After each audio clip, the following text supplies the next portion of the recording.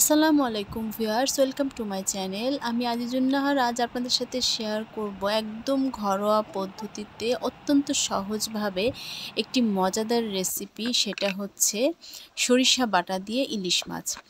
এটা আমাদের বাঙালিদের অনেক পছন্দের একটি খাবার। চলে আসছি মূল রেসিপিতে।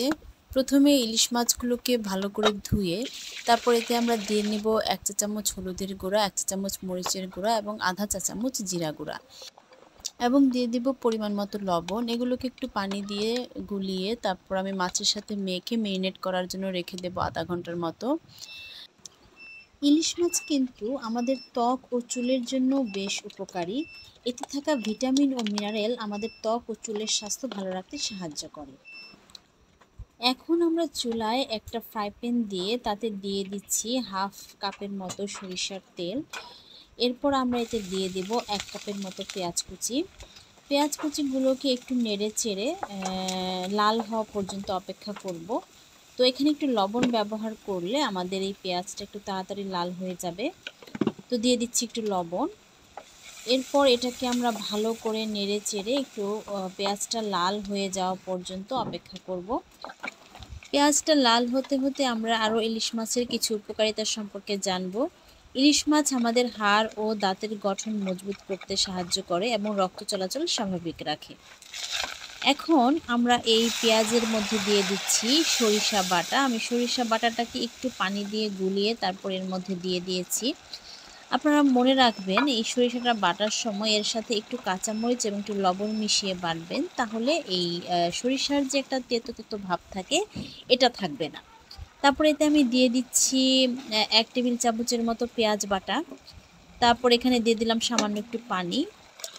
কিছুক্ষণ ভেজে নেওয়ার পর মশলাটা যখন তেলের উপর উঠে আসবে তখন আমি এতে দিয়ে দিব ম্যারিনেট করে রাখা ইলিশ মাছগুলো।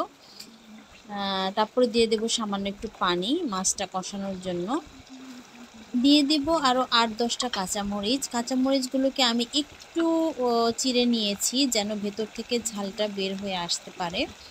তারপর আরও কিছু পানি দিয়ে আমি এটাকে ঢেকে দিব 10 মিনিটের জন্য।